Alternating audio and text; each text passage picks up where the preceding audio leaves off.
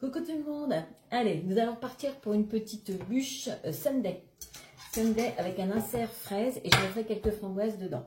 Donc là, j'ai mis 300 g de purée de fraises que j'achète sur la boutique Guy de Marne. Donc si vous n'en avez pas, ça n'est pas grave. Vous achetez des fraises ou des framboises congelées, vous les décongelez un petit peu. Vous les mixez dans votre robot et vous les passez au chinois pour enlever tous les grains. C'est quand même plus agréable pour de les manger sans grains. Donc j'ai mis 300 g de purée, 10 g de sucre que je vais porter à ébullition. J'ai fait fondre 3 feuilles de gélatine, soit 6 g. Voilà. Alors, allez, je fais chauffer et je reviens. Bon, voilà, je dépose ma gélatine essorée. Je la laisse fondre un petit peu.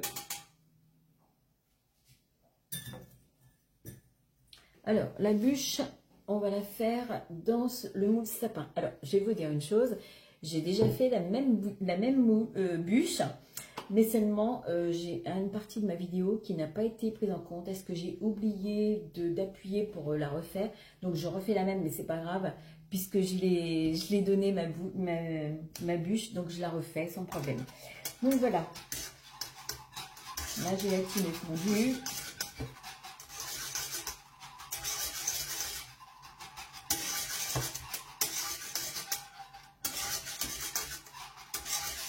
Par contre, la recette de la glace est déjà dans le blog tatagato.fr.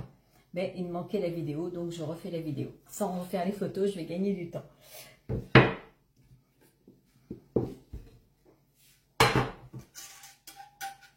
Alors voilà, je coule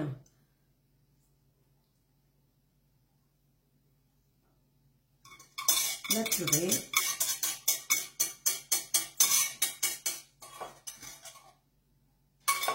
Et ça part au congélateur au moins 3 heures, ou alors vous faites la veille pour le lendemain. Je voulais vous montrer quand même, bon, je ne vais pas trop pencher pour vous montrer où ça arrive. Comme ça au moins c'est bien froid, parce qu'à l'intérieur des briquettes ou quoi, c'est froid, mais ouais, ça évite de mettre tout au congélateur. Donc j'ai mis 300 g de crème liquide. Il faut mettre après 150 g de lait Nestlé, de lait concentré sucré. Mais un tube, ça fait 170, mais la dernière fois, j'ai vu que le tube complet, en fait, ça fait 155 g. Donc, je mets tout. Sinon, j'aurais mangé le reste, mais non. Vous savez, ils disent tel poids, mais en fait, ça fait pas tout à fait de poids. Donc, je pèse même pas parce que je sais que, puis même s'il y en avait 20 g de trop, c'était pas grave.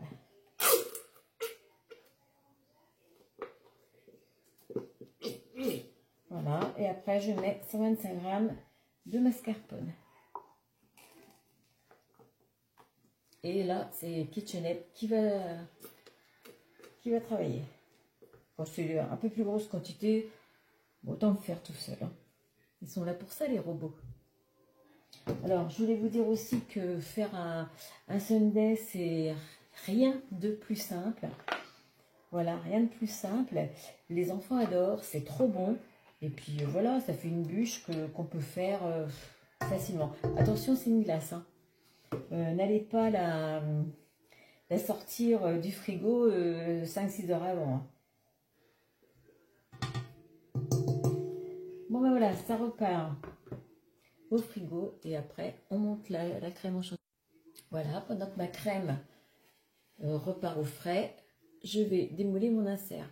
Alors, je vais vous dire aussi, si vous voulez prendre un moule, investissez dans un moule. Il coûte 35 €, le moule bûche, le moule sapin. Bon, je vous présente des de Marne puisque je suis conseillère de Marne, mais achetez le moule que vous voulez, le moule bûche, et vous en servirez tous les ans. Et vous ferez toujours des belles bûches que vous ne trouverez pas dans le commerce. Voilà, et puis c'est si simple à faire. Et tout le monde est content quand on fait du maison. Donc vous voyez, je peux facilement le démouler. Alors, je le démoule et il repart au congélateur. Bon, voilà. Il est démoulé, j'avais oublié de vous le montrer. Bon, voilà, je viens de sortir le bol du frigo. Maintenant, je vais le battre, tout doucement au début. Voilà, le temps de mélanger tout.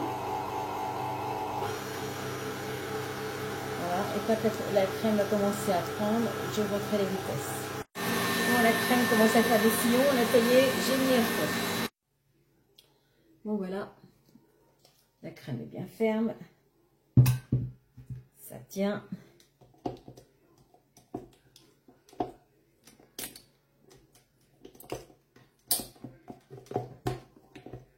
Ah, c'est toujours pareil quand on met... Et voilà. À l'envers du robot. Voilà ce qui se passe. Bon, c'est pas grave, hein. On va ramasser, on va pas gâcher ça, hein.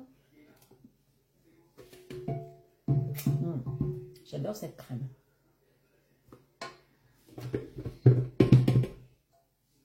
Alors maintenant, qu'est-ce que je fais? Je mets de la crème, la moitié de la crème au fond de mon moule et sur les bords.